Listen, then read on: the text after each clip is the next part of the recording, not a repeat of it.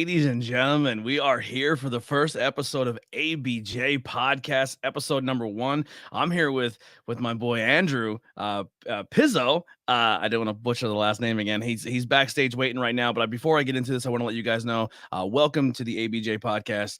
If you were into anything I did in the IWEP network, whether it came to professional wrestling, pop culture, spooky paranormal, interviews with everyday people, this is everything kind of crashed into one, and I'm very excited to take everyone on this journey. For the start of this will be a lot remote, but I do have a plan to start going with two people and doing stuff on location with the camera setup I want to do. Unfortunately, budget wise, I'm not quite there yet, but I want to get this started and rolling. I don't want to wait until I get the funds to get what I have. But if you want to support this podcast, check out the link tree below to find all things that I do. I have a Patreon that you can support, as well as merchandise or donations if you'd like to. Also, link below for everything that's for my guest. You can buy the movie we're about to talk about. You can check it out on IMDb, or you can follow him on Facebook. So without further ado, let me bring in my guest, Andrew. What's up, man?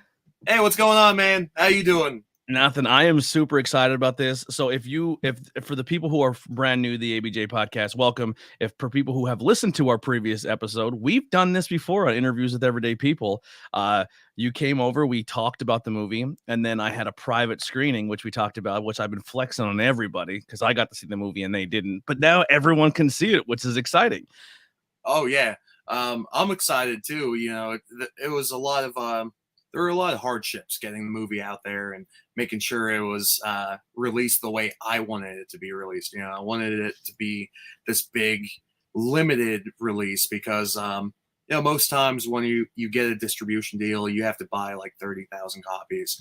And what happens is if no one buys them, they end up in either your closet, your garage, wherever, or you have to sell them to in bulk to like places like Dollar Tree, and that's why you see like Fast and Furious there for like $1.25. And I just wasn't gonna have that, you know. So we put a lot of time and effort into making slip covers and a new poster design, getting it out there, looking great, you know. That way people actually want to buy it, and doing all the bonus features, a new ending, deleted and extended scenes, bloopers, music videos, trailers, you know, the whole 9 yards, and an awesome commentary with me and a few of the cast members. We barely talk about the movie, but we do, you know, dive into it. It's like a live podcast while you're watching. It really is. You know, I love it. It's like Flan on it. Yeah, and he's Sold. loud as fun. Sold. You know, it's awesome. You know, we started drinking a little bit, and we just watched the movie, recorded it, and it just turned into what it was. And it's fun. It's like a whole nother aspect of the movie, and being able to talk about it with the cast and crew members that were there. So it's just so awesome. Absolutely. So this is the storyline of the movie that you could find on IMDb. So Madeline and her college friends take a midsummer vacation to their family's cabin to get one last get together before life sets in. During a drug-induced journey, they have a deadly encounter with one of the country folks, which leads to them trying to cover up their tracks. When the county folk find out that they are who they are and what they have done, all hell breaks loose. Watch as these cities folks fight to save themselves in this action-packed, thrilling, all-American horror movie that will leave you breathless. That is the absolute best synopsis you're going to get for a movie. Before we get any further, I want to put out right now, there are some explicit things that we're going to talk about. We're not going to give away anything in the movie, but if you do buy this movie or go check it out, there is absolute big trigger warnings in this. There are crazy violence. There is a little bit of we'll just say, I know like some platforms you can't say certain words, so we'll say there is a grape scene. You can use your imagination, and there's, like I said, it gets pretty wild. It is. It's very wild. So that is where I'm going to lead in with my first question. As I say, thank you real quick to the first person in the chat saying ABJ. So we're getting our first love there. Thank you so much, Alex. This movie went through a lot of hardships, right? You're saying you wanted this released the way you intended it to be released. There's a lot of pushback you got of saying they wanted specifically 3 things cut out of this movie. We don't have to get into what they are, but there was 3 things they wanted out. there was imagery of him in the movie. This one, I don't think is too much of a spoiler, but there was imagery of a swastika in the movie. That was Yeah, a big pushback. yeah, Um, that was big. yeah. And then there was 2 scenes that they either want it cut or at reshot or redone, and you wanted to keep them the way they were. Yeah, exactly. Distribution companies, along with film festivals, because we did the film festival first before looking for distribution. Film festivals just kept denying it. You know, even Reading Film Festival, they messaged me right after I submitted, and they gave me my money back. They're like, "I'm sorry, we can't screen this movie. You know, thank you for submitting. Maybe next year you could submit something else." And you know, at the time, I was like, "That's awesome." You know, I set out to do what I wanted to do, but the thing is, you know, these festivals are outlets for me to show the movie to people that want to watch it. And most of the festivals we did get into were like the hardcore horror festival, you know, Your niche market. Phoenix Horror Con, you know, stuff like that. Like festivals made for a movie like this, because it's not mainstream. You know, I don't like the mainstream movies, and that's how Backroad evolved into what it was. You know, I was tired of watching a movie and it's the same damn thing over and over again. You know, an opening scene with no gore and it's supposed to hook you in. I wanted to do an opening scene where you know exactly what kind of movie you're watching, and it's not. And you It's do. not, yeah, exactly. You know, and people are blown away. They're like, "Wow, like Literally blown. like what am I about to watch?" And you're about to watch Backroad, and you know, then there's people, hardcore fans, you know, the fans of this kind of movie, that come up to me and they're like, "It wasn't X-rated enough," and I agree with them. I'm like, "Yeah, I agree. It was exactly what I had the budget to do," and hopefully with the sequel, which I kind of announced, didn't really announce yet, but it is written. I want to start shooting that next year, since Backroad is kind of blowing up right now, because you know, we sold more than half our stock so far, and the signed copies went like hotcakes. They sold out about 2 weeks ago, and there really wasn't too much of a buzz. Like, you know, movies like The Terrifier, they have so much money and they're going to get more money to keep pushing Terrifier on all these outlets. And we have we have no money backing us. You know, I have like $20 in my wallet right now for lunch, you know? So, I mean, Life of an artist, right? oh yeah, I was struggling autist, you Yeah. know, feel for me. But, you know, just getting it to the right places, and even distribution companies, you know, after the festival run was, I don't want to say it was a failure. It was more of a not quite to the extent that I thought it was going to go. But that's when I started reaching out to distribution companies, and even distribution companies reaching out to me. And I'm sending back and forth, you know, the screener cut. And they're like, "Awesome movie, but we're going to give you nothing and cut it, and then hopefully never give you a paycheck again." You know, and it's like, no, you know, get out of here, F off, you know, because, you know, I want to be able to make some money. And that's when Scream Team came in, and just really kind of took it off. They were like, "Dude, this is a movie we want to show." And they even encouraged me to re-edit the movie so there's even more gore and longer scenes of gore. And I was like, I'm done with Backroad. You know, I spent years just cutting it together and getting it all fixed up. I watched it a million times. I want it out there. Just get it out there. And Yeah. they did. And it's fantastic. When I opened the box they sent me and I looked at it, I mean, I had like a tear rolling down my eye, because like, this is my movie. It's exactly how I envisioned it coming out, at least, you know. And you know, I'm just a fan doing it for other fans, not mainstream fans, you know, people like my friends, you know, degenerates that like watching this. Us scumbags. Yeah, scumbags, you know, trash, you know, the trash of the universe. But yeah, so there were a lot of hardships, you know, making the movie, to the point where actually making the movie, when we we're going around and, causing search and rescues and causing hell, making a mess. That was the easy part. It was the easiest part was making the movie, not getting it out there. So I'm feeling up to it to getting part 2 done next year. Kind of put a rush on that. So yeah. So yes, in the comments it says, "Is Mr. Pizzo director?" Yes, he is the director, editor, creator, writer. He is I all shot but it. all shot it. He is all but acting in it, essentially. um, yeah, he is the lifeblood to this, which is my huge props to you, man. Because like I said, you set out. Even doing this podcast, I get people like, "Yo, if you make it this or you do that, or you like, that's not my vision. I don't want to be the next that thing. I want to do Yeah. something on my own." Yeah, like I said, the buzz even locally is hot. People are pumped for it. People excited.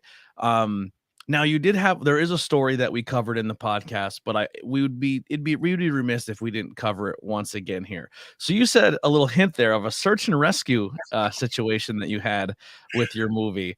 Let's talk about how the state police and FBI got involved with your movie. Or it wasn't the state, the FBI. It was Yeah, just I'm state hyping and up a little local. bit. Yeah, Thank state and God. local police. Yeah. But, so we shot a scene, and it wasn't even like a gory scene. It was basically it's a hit and run, and they dump the body of they hit a child, and they dump his body at a stripping pit. And we had permission to be there, first and foremost, because we called Pignati, and they sent a guy out to lead us up to this little area that you'll see in the movie. And we dumped the body, and there was blood, some blood splatter and stuff like that. Nothing too major, just blood splatter. Well, somebody stumbled upon it on a quad. Maybe they were going swimming, I don't know. And they saw the blood, and they were like, "Whoa, that's we got to call the cops," And we did see like quad riders and dirt bike riders like passing us when we shot that scene. And we're shooting in like a really nice like 2015 Lincoln Navigator, all blacked out, with tinted windows and stuff. Definitely not a car you want to be back, on a dirt road with. So they probably just thought that was suspicious, called the cops. They came out, they searched the stripping pit. They Now said, you guys are when the cops arrive, you guys are done filming, gone for the day. Yeah, I'm at home. Yeah. Cleaning the truck because of course, there's blood in the truck. It's not my truck to use. I wanted to wash it, wax it, return it nice, fill it up with gas. And my mom sends me a message, and it's a Scoop News report about. Love Scoop News, by the way. Oh, I love Scoop News. It's a report about suspicious activity near Raven Run or something along those lines. I read it, and I'm like, Raven Run, I was up there. I wonder what happened. Not thinking like it could be me, And the next morning, it was a long weekend. That was Sunday night. Next morning was Monday morning, and it was a busy weekend. We had blood everywhere. We shot all gore scenes that weekend, and that was the least amount of gore we actually shot. And I wake up the next morning and I read the report. I'm like, I should really contact them, because we were up there and we did leave a little bit of a bloody mess, which you can't clean up fake blood from dirt. You just let the rain wash it out eventually. But I call the state police and kind of tell them everything that happened. And I was asking questions where it was, and they told me where it was. I was like, yeah, that was probably me that did that mess. And there really wasn't anything he could do, to me, because since I had permission, which as any filmmaker, I Get permission all the time, no matter where you are, especially if you're making a mess like that, or you're shooting a horror movie where people are screaming, cops just delay the day. And when I'm working literally 14, 15 hours a day, controlling all these people making this movie, I don't have time to lose to talk to the cops about what we're doing. That actually annoys the hell out of me because I'm focused on making the movie. And like when people come up and they want to talk to you while you're in work mode, it's just like, dude, I got a job to do. You could sit there and watch, and like maybe on lunch break we could talk, but we got to get stuff done, because I hate wasting people's time, and I hate wasting my time as well. So you want to keep on track the entire time. And once you get off track, it's hard to get back on track because everyone's laughing and, either drinking or getting high, whatever they're doing to pass the time. So always get permission. I know that's what it all comes down to, and maybe higher security that they could just kind of push people away if you're filming like an intense scene in public. Luckily for me, Backroad was all in the country. We saw 3-4 cars passing by us when we were shooting the cop scene where they pull the kids over, and nobody stopped and asked, "Oh, you guys okay? What are you guys doing here?" I think we had a lawnmower, someone on a lawnmower come down and just ask us if we were okay, and we're like, "Yeah, we're fine. We're just shooting a movie." He's like, "Okay," and he turned around and went back home. But which is a great alibi if you actually do commit a murder. Just be like, "Yeah, we're shooting a movie," and I'm like, "Oh, okay, see you later." Yeah. You're carrying a body out of fucking a car, and it's like, "What are you guys doing over here? We're making a movie, Oh, okay, let's see it." Yeah, I think there was a documentary I watched about a guy who was like killing people in his garage, and he would literally tell his neighbors that like, "Hey, I shoot movies in my garage, so you might hear screaming and you might like." And hear like loud noises, and his neighbor's like, "Oh yeah, he just shoots movies over there." And then the cop's like, "No, he was killing people." Oh, like, yeah, that legit happened once. Yeah. Oh wow. Yeah, that's awesome. But yeah, so what ended up being the result of this? The cops said they actually took samples and everything like that. Like it almost cost them a little bit of a penny to stumble across this scene, and by the time you were able to realize, oh, that might have been me. Yeah, it was about $25,000. Add that to the budget, man. You guys nailed it. No, I'm not adding that to the budget. I mean, they should have just gave me the money. I mean, Yeah. I think we'll make it better. But that's more than our whole budget for a movie.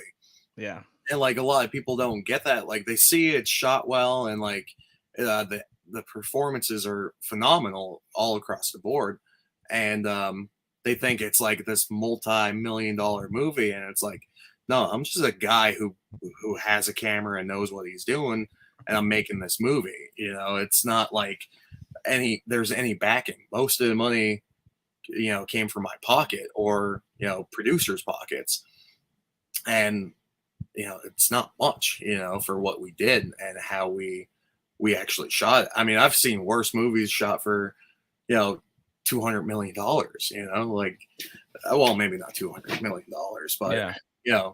I'm not a Marvel guy, more DC. So just about every recent Marvel movie, I'm kind of off the superhero phase. Now, one quick sidebar question: Oh, Did boy. you watch the new Doctor Strange? I did. What did you think as a horror fan? I did not enjoy it. I liked it. I love Sam Raimi though. A lot of people do. I do. I don't. I hate The Evil Dead. I hate both. Really? Of them. All three of them. Well, everyone, it's been real. We'll see you next. Now.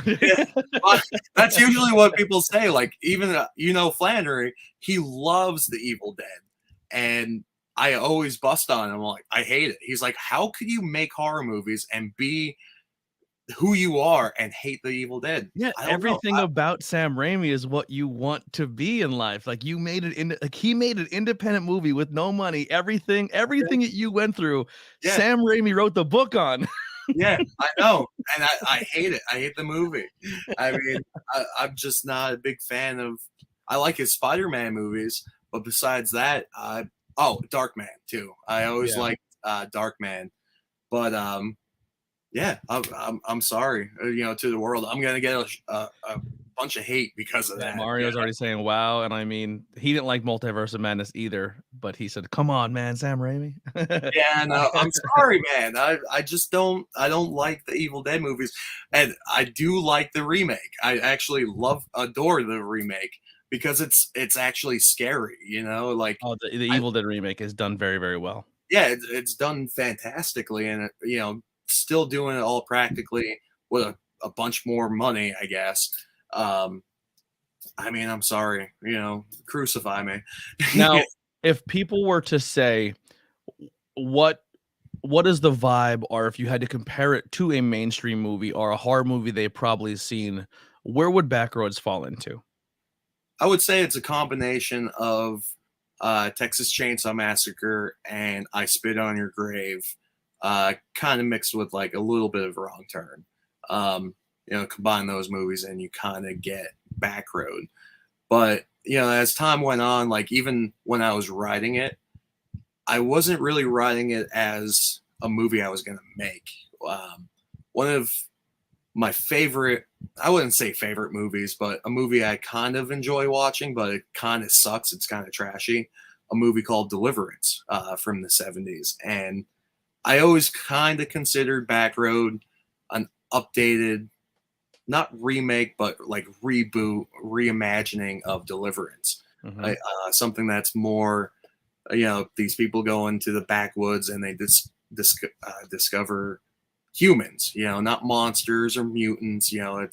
They're more humans are the real monsters in this movie, and in a way they're all kind of monsters, including Madeline in a way. And if you watch the movie, I don't want to spoil it. There's like little hints that she's really not that good of a person, and I lost my train of thought.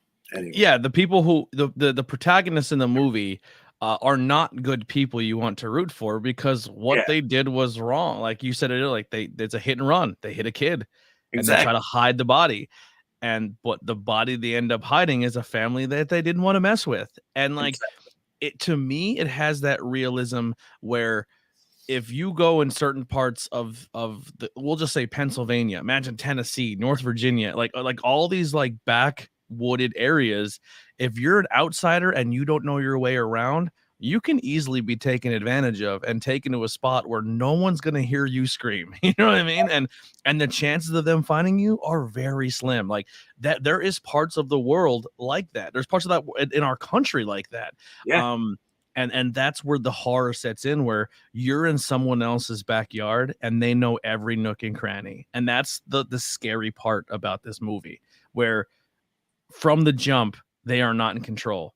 From the jump, they have no idea where they can go and get away. Like everything about this movie is you are in the killer's backyard.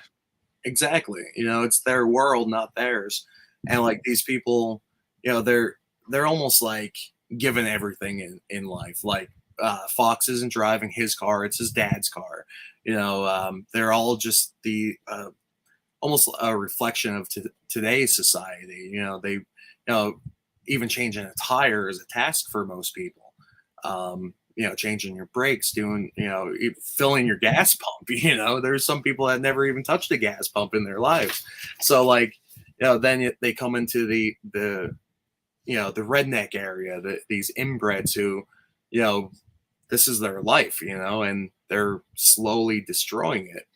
But with Backroad 2, that whole world is going to kind of open up, because there's a lot more people than you know of kind of coming into this world. And it's a direct sequel to it. It picks up right where part 1 leaves off. So now the ending I seen, is that still the original ending, or did you change that? Because you said that if you buy the DVD, there's a new ending. Yeah, the new ending is actually the original ending. So the one I seen is the new ending. Yeah, that's the new ending. After, there's actually like 2 endings. There's one where she's kind of, well, don't say nothing. Yeah. I keep forgetting we're live here, and maybe people watch the movie. But there's a whole nother ending that it just didn't work out. There was some issues on set. One of the actors got stabbed in the face with a prop knife. A little tiny nick on his lip, but it kind of killed the vibe of the whole day. And I didn't feel, maybe the ending wasn't what I envisioned it being, but I think the ending just kind of suffered because of that little incident. And we were delayed.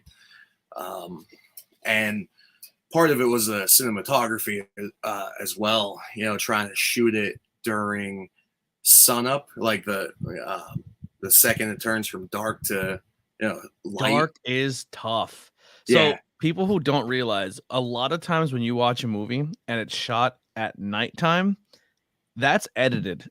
That was shot, like, a lot of times they're shot in broad daylight and they yeah, edit it to look like it's night. Like they are so good at editing that you will think it's shot at night and it's not, because shooting yeah, in low light for a camera is extremely difficult. yeah. It sucks, but yeah, the that alternate ending, that was the original ending.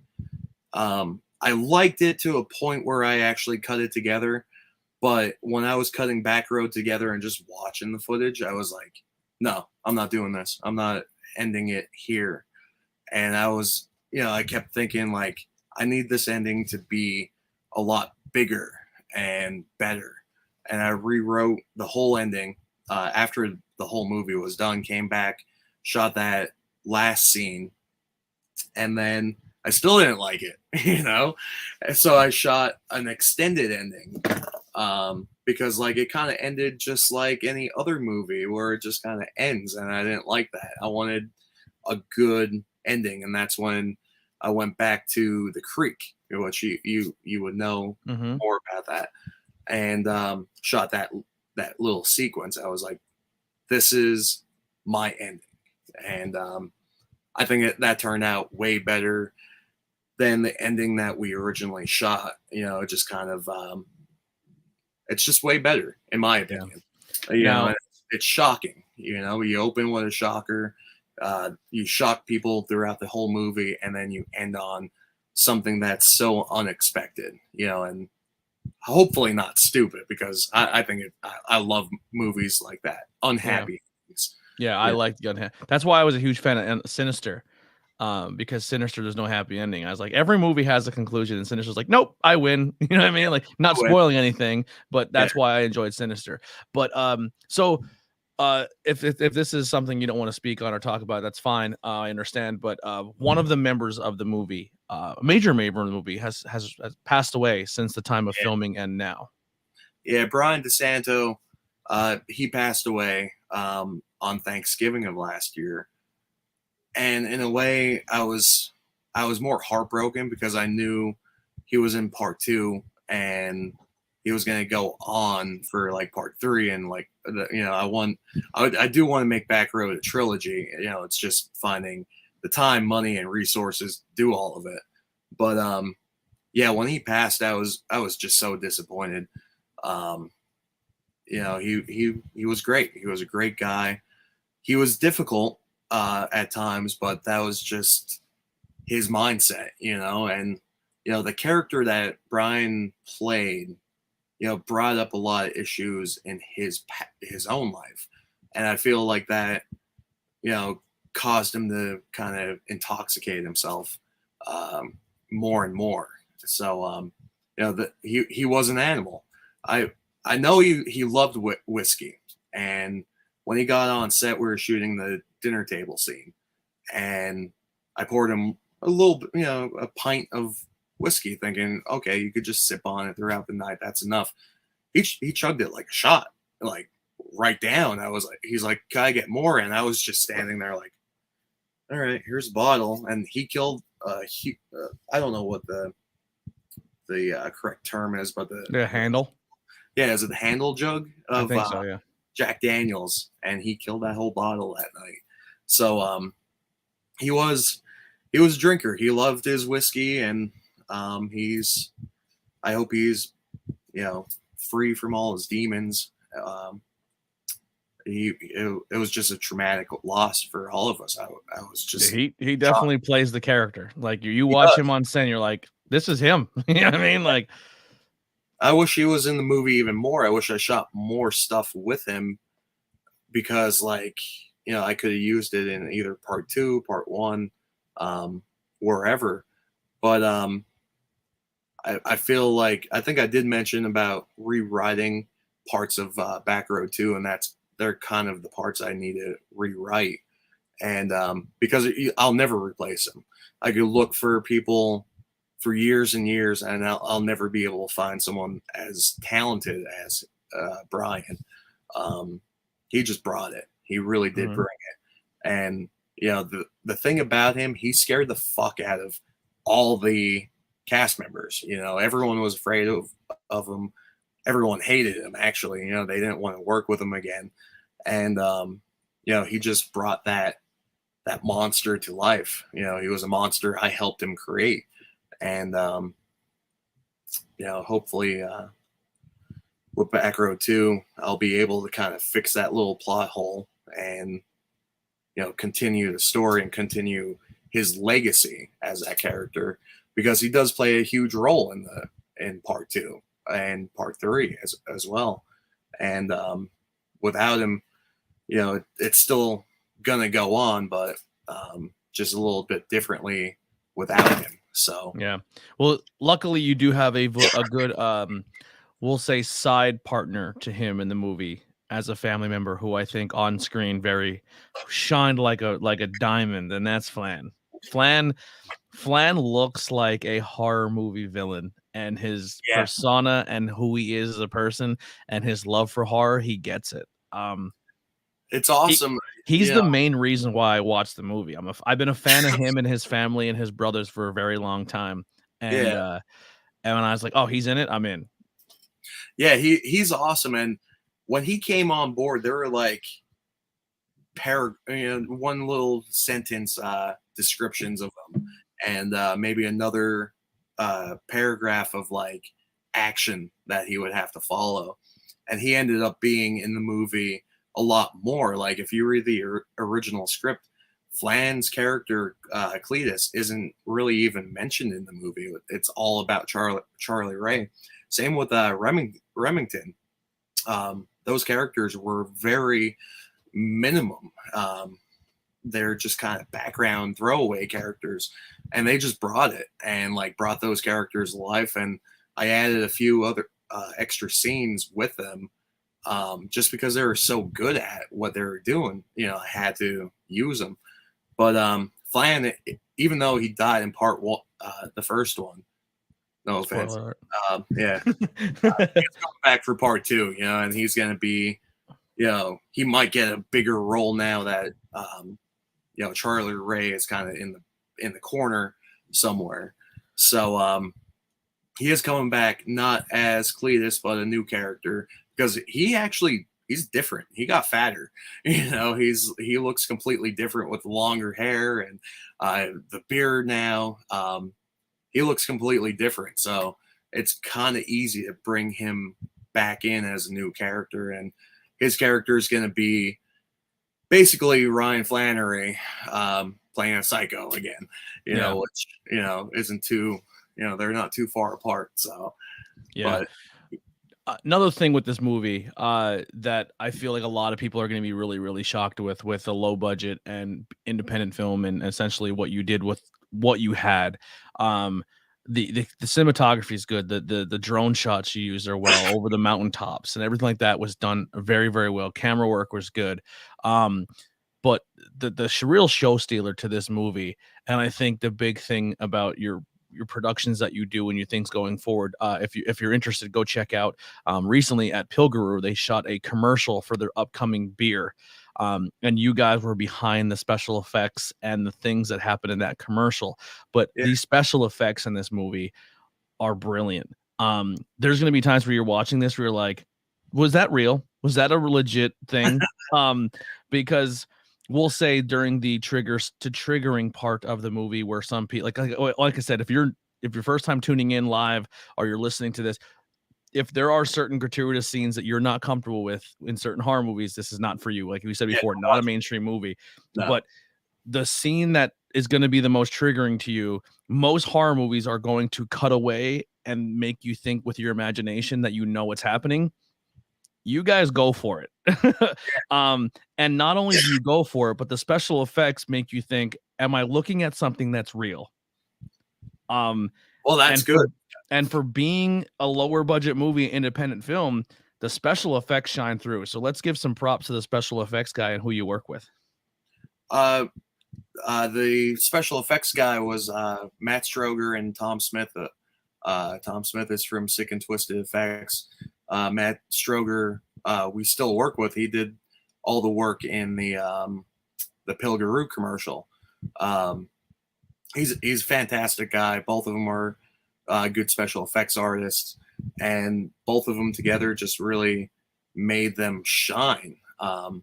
And just I always pushed it because they were like, we could save money by not showing this kind of stuff, and I'm like, no, we're showing it. I want to see it. I want to make people see it. I want people to feel forced to watch it, because like that was the main goal of Backroad, because they're always cutting away. They're always cutting away from the gore because someone's like, oh, I don't want to see that. Well, I want to see it. So, go see like Disney movies or something. If I walk into an R-rated movie, I want to be blown away. I want to feel like I'm watching an R-rated movie. And to me, Backroad really isn't R. It is like that NC-17. It could be an X. You know what I mean?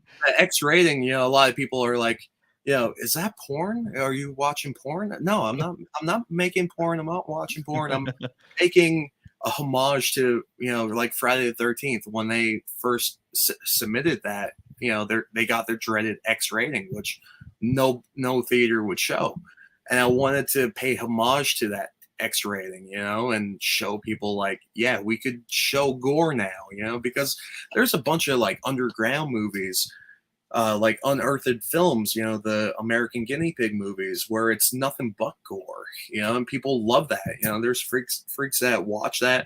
I mean, I watch it too, but I don't watch it on, weekly or anything. It's just cool to kind of watch. You're having a bad day.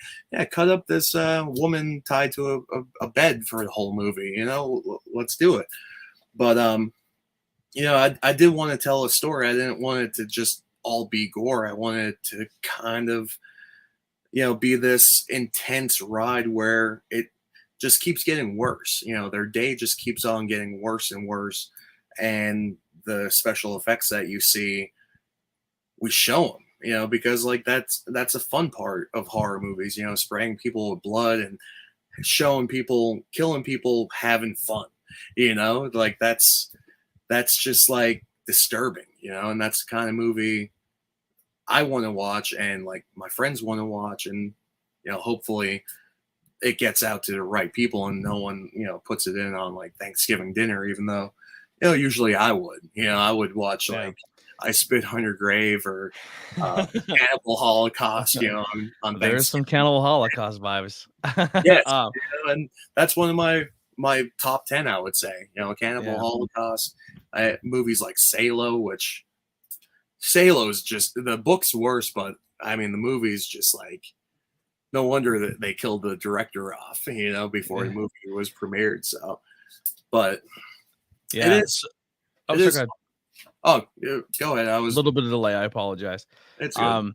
Yeah, like I said, very well done. I think people are going to enjoy it. But like I said, if you're very sensitive things, maybe take a pass on that one. You know what I mean? When we sat down back in 2018, you were at a point where you're not defeated, but you were definitely in this mindset where you're like, I don't know who's going to see this. Like you kind of, when we sat down to the interview, it's like, we're doing an interview about a movie no one can see. You were being shut down by all film festivals, all streaming services. You were in a point of despair. I think there's a little bit of lag. He stepped away for a second. You back? Can you hear me? Yeah. Okay. Your camera turned off for a second. Sorry. But yeah, so you were in that spot. And I told you then, and I was like, hey man, don't be upset about this. The audience that you're trying to make this movie for is going to hear it's been banned here. And I told you to use your marketing. I said, lean into this. It's been banned here. It's banned from there. Nobody will play this movie. Nobody will let you see this movie. And you kind of did as well with like you sold popcorn bags and airplane barf bags. You know what I mean? Like you knew what you made. You knew who this audience was for. And I think you're going to be rewarded for that and sticking true to your vision. I'm excited now that people can go online and order this movie and it'll be sent to their house. Link below if you want to buy this movie. And it's super affordable. I think it's like 20 some bucks. Yeah, $20 and then 25 with the slipcover, which I do recommend you getting the slipcover. Just because it's cool. It's the original artwork and then it's a new artwork below it. The actual Blu-ray artwork is fantastic. But I always love the original artwork as well. And just having that slipcover, seeing two different covers, when you open it's awesome. I collect movies, so I have like 5,000 movies in my whole collection. So yeah, we see a stack behind you. Yeah, you see, that's my new stack. That's mostly like 50-cent buys at the hometown auction. Yeah. Some guys selling 50-cent movies. How can you go wrong? And there's some gems, probably some trash, but whatever. I'll give them out for like Christmas gifts or something. Yeah. But now what the big place that I feel like I thought would have been a home run for you once it was starting to get big was Shudder. What happened with Shudder? Like, is that still a thing, or is that completely off the table? Right now it's probably going to be off the table. It's banned. I don't want to say banned. It's red flagged, but I like saying banned because, it sounds better, but it's red flagged in all those areas that you keep talking about where there's extreme, nudity or violence or gore. They want me to cut it, and I just simply refuse, which is insane because there's things in Shudder that you're like, wow. Yeah, that's what I'm saying, but this is a little movie, I guess, You don't have the legal team to essentially fight back and get it put is essentially what it comes down to. Or money, I guess. Yeah. Just to keep pushing it like forward with them because like there is a lot of weird stuff on Shudder, even Amazon Prime, Netflix, there's all kinds of weird movies and movies that show this kind of stuff, but I guess it's just too extreme for them. Special effects guys, your guys killed it. I pushed them to show it. They're like, you're probably gonna end up cutting this, and I'm like, I'm not. I'm shooting it the way I'm cutting it. I'm getting the shots that I need that match up in my mind how I see the movie. So like I was always pushing on that. There's only one kill in the movie. It's axe killing, where it's like it cuts away, and that was like, how are we gonna do that, without spending a lot of money? And they killed it on that as well. Even though I think the axe looks a little fake, but that's probably just me. Hopefully, not too many people will notice that. But that's only like cutaway kill that we actually see in the movie. I think I'm almost positive. So yeah. I mean, I've only seen it 500,000 times, so who knows? Yeah, it's something, man. Like I said, it's really it's done well. And it's cool that it came from, essentially came from the Skook, Yeah. It's something that I think people in the area can kind of hang their hat on and be like, yo, it's kind of dope that this came from our backyard. Yeah. About 85% of the movie was shot in Schuylkill County. Like I said before, we had Gears Brewery sponsor us. We showed their products in the movie. We shot down at Pat Garrett's, which I'm not too sure if that's across the Schuylkill line, but it's still local to us. Whatever. I wanted to get Yingling to sponsor us. They never responded back, but it's probably for the best because we made our own like beer labels out of IPC or IBC root beer. Just stuck them on, and like we had soda, fake drinkable beer, I guess. So it was fun, just getting those little details. I think it was Wyatt Coin Ale or something like that. One of the bands we used, they printed up stickers and they were like, "Here, use these for the beer bottles." I'm like, "Oh fuck yeah, let's do it!" So I slapped them on like a 24 pack. I still have one in the fridge, but it's probably like flat by now, or it's fine. But what was your question? I'm sorry. Just kind of just talking about the movie in general. I'm actually pulling up some photos here that I'm going to drop in that people can see. So we talked about, the main guy in the movie, unfortunately, who passed away. This is the shot of him here during the movie. And then I just wanted to put this up for people to see. This is the movie and the slipcover right now available. Screamreleases.com. So make sure you go check that out and support. Some awards won here. I have put up the Film Festival Awards for Best Special Effects, as well as second runner-up for Backward Hardcore Horror Fest. Oh yeah, that was crazy. I went there. That was in 2019, right before COVID, I believe, or maybe 2018 actually, late 2018, and we went there to Indiana, small little theater, awesome guys that run it. And I didn't expect to win anything because it was a one-day event. There were movies like Clownado playing, and there's another movie by Dread Central that got pretty big a few years ago. I forget the name of it, but it was shot really nice. And Clownado had some awesome gore in it. I enjoyed it, and I hate movies like Sharknado and just any clown movie. I'm so in for the campy shit. I love it. I know. I mean, Velocipaster.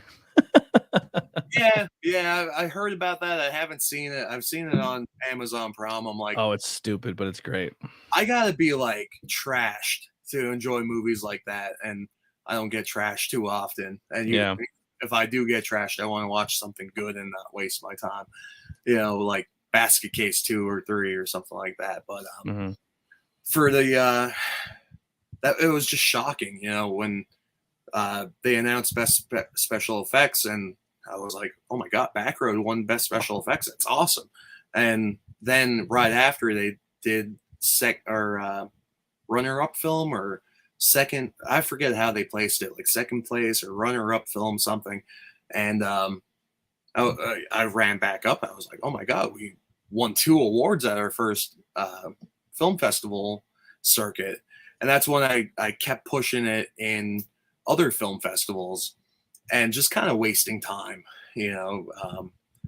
because like it really didn't go too much further. We did get some special effects, but at the time I didn't know you could still find distribution and still submit to those film festivals. So in that time period, for future filmmakers, I would definitely find distribution first, then start submitting to film festivals, and hopefully by the time Backroad actually, or your movie, not Backroad, your movie actually comes out, you could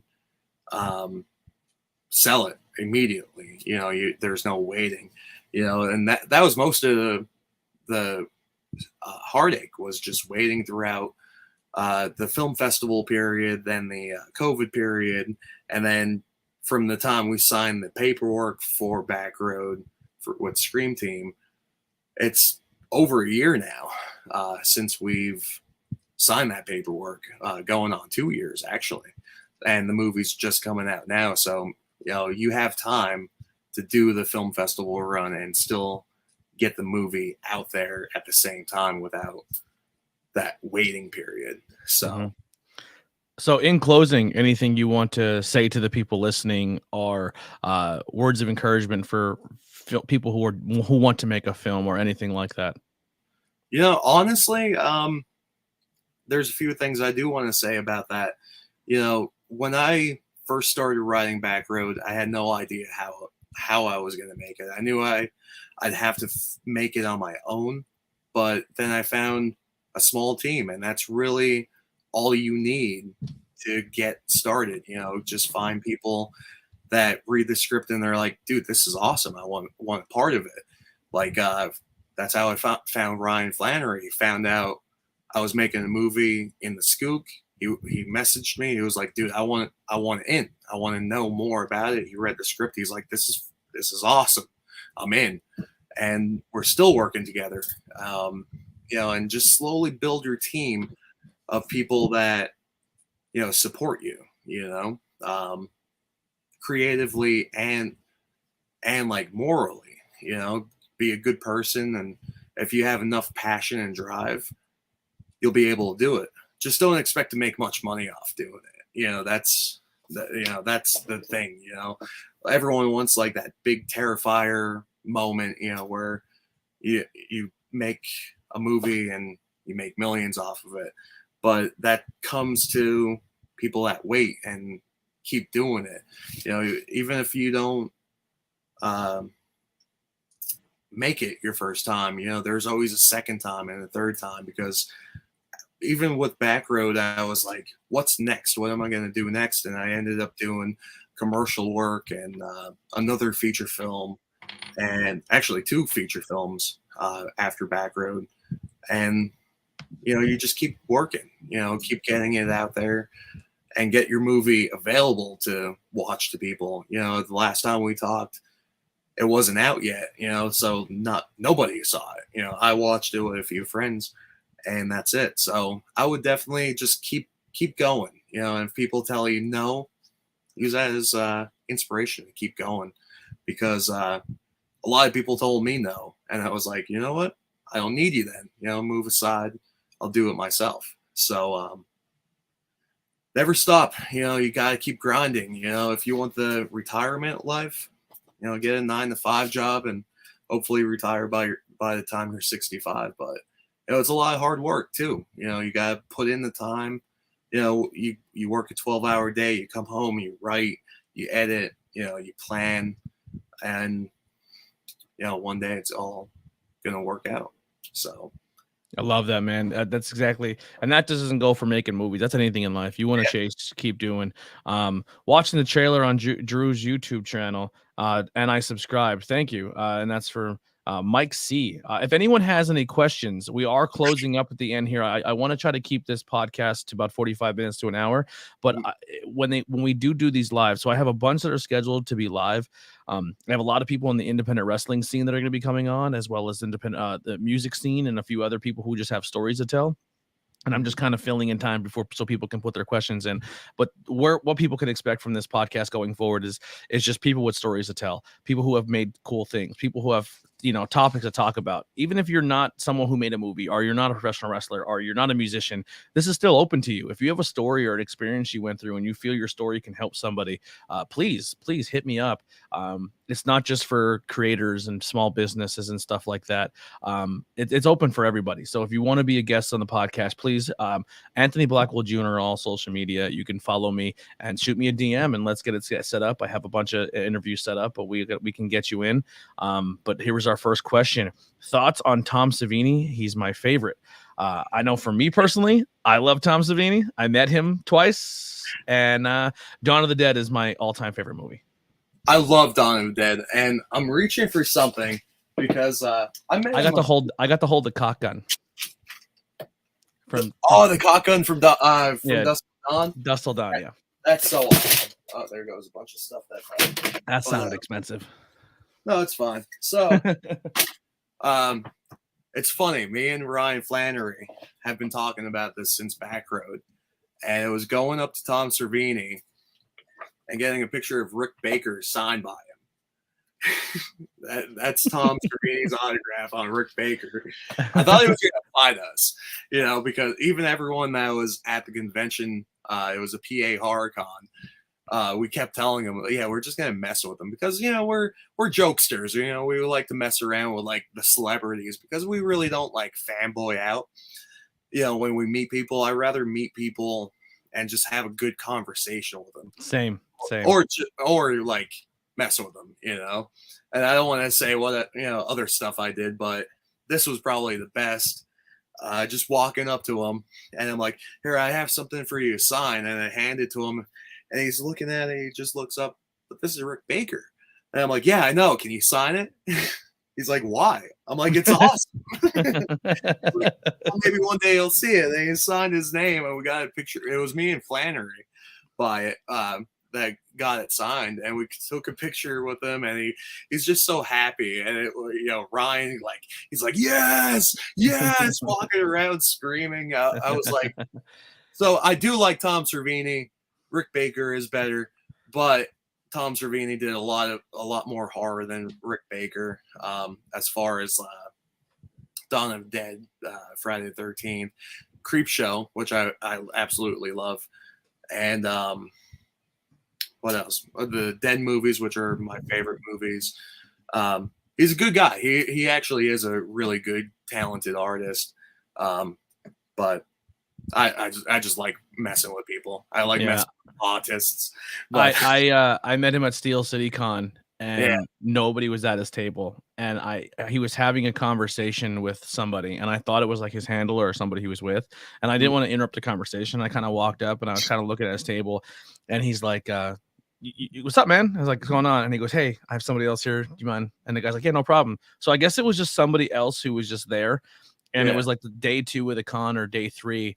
And essentially, like, the guy sitting next to him was just someone who came to his table. And instead of just standing there awkwardly, he like told the guy to come behind the table and sit down and had a conversation with him.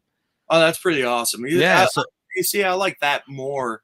Just even like not even talking about horror movies, like just kind of stroking his ego. Oh, I yeah. love Freak Show or I love Friday the 13th. It's So more yeah, like so he had a stack of posters and he's like, which one do you want autographed? And I'm flipping through, and I'm going and I'm going and I'm going. He's like, what are you looking for? And I was like, there's only one movie poster I want to get autographed by you, and it's my favorite, and I can't find it. Like, all the Friday the 13th are there, all the Dusk Till Dawns are there. And he's yeah, like, what are you looking for? I'm like, dude, we're in Monroeville. I want Dawn of the Dead. And he's like, there's one left. I think it's towards the very bottom. And I pulled it out, and it was the purple yellow background yeah. with and I handed it to him. He goes, yeah, he goes, good pick. Essentially is what he said. And I was like, thank you so much. And got to talk to him, and it was amazing. Another person I met at that con that was very, very gracious and just gave us a lot of his time because nobody was at his table. And I think if you try to do this now, it would be impossible, was Ralph Macchio. Nobody, the Karate Kid. Oh, okay. Yeah. And I was just, and nobody was near him because like no one cared about the Karate Kid. Now the Netflix show, like I'm sure if he went to a con, his line would be 14 hours long. Anthony Graves in the chat saying, Blackwell, what's up? Anyone else? When I met him, he had his newborn daughter at the time. So yeah, it was just talking cool and not fanboying out. Yeah, super cool, dude. And also, Mike, thank you so much for the subscribe. If you guys are watching, please hit that subscribe, hit that like. Thank you everyone for the interactions, and if you can share this out and just say, hey, check out this cool interview and support. Not only does it help me with the growth of my podcast, but I want people to buy this movie and support Drew here so he can continue on his journey. And if you do buy the movie, please head over to his Facebook page, Backroads the Movie, and there's a review tab. Write a review, say what you thought about it. Same with us, like reviews go a long way. This will be out audio only also, but the video aspect will come first to everybody. But anything else, Drew, in closing? No, just support your local filmmakers, support your local artists. You see us walking around, just come up and give us $1. No, I'm just joking. But just support, and it could be any way. Just liking their stuff on Facebook, leaving a review, sharing it. That goes a long way because people might see that are interested in it. Because people are always asking me like, why aren't you in Hollywood yet? And because you haven't shared my shit. yeah, you did. You saw my TikTok. I love that TikTok about I heard that. I'm like, yeah, you didn't share my stuff because you share stuff or you like it, and that's all you do. I mean, it's just like you have to support each other. It's not, and so many people look at it as a competition. I'm always sharing other people's stuff when I have time. I'm terrible on social media, especially with birthdays. But if you see us walking down the street or we come into your shop and we're like, we need a place to shoot, help us out, help, come on the podcasts, do whatever you can to help people like us out because we're following a dream and we really want to keep succeeding at that dream. Because a lot of people think like, oh, we're just like stay at home, like artists that we don't work, we don't do anything. I still have my 40-hour-a-week job. I'm still hustling, getting stuff done. I sleep like 4 to 5 hours a day, but I'm always working. I don't come home from work and go to sleep. I mean, once in a while, when I was sick a few weeks ago, I came home and went right to bed. But now, it's grind time. I have a few projects that I have to get out of the way before I go to sleep, so just, I have a podcast later, and I have about two to three videos I have to edit. We did some content that's coming on YouTube very soon, and I have to sit and edit. It's a grind, man. I feel you. It really is. And the reason why shares help so much is because algorithms on social media, I have 2,000 friends, but the chances of them seeing a post I just put out is very slim to none because Yeah. algorithms because it's all who pays the social media platform to help to help them grow, and they push that stuff first, and your stuff gets buried. That's why if enough people share, that's really really helpful with the shares and the likes. One of the things I just started, I just put in the links below, is we made a Discord. So, and this Discord is set up for not just the podcast, but it's for other people who have things that they want to promote and put out there as well. If I make a Discord of 1,000 people, if we put to say, hey, we're live right now, those 1,000 people are guaranteed to see it because they're on Discord. You know what I mean? So if you guys want to join us, it's absolutely free. That doesn't cost you anything. Download Discord, join the server. We have voice chats all the time, and there's subreddits for every category. So we have one specifically for horror movies. We have a sports talk. We have pro wrestling. We have video games. We have comic books. Come join and let's have some fun conversations. That's all I really got. Drew, thank you so much once again. Make sure everyone goes out, buys Backroad the movie, leave a review, tell people what they thought of the movie. Everyone who joined in, thank you. Make sure you hit that like, share, and subscribe. And that's going to do it for episode 1 of the ABJ podcast. Grab your merchandise, Patreon, and donations are all in the link tree below as well. I love you, man. Thank you. Love you too, man. Thank you. And thank you. Hang out backstage so I can give you a proper goodbye. And we're going to close out of here with some music by the Converse Kid, Billy Trey himself, especially made for me. I love him.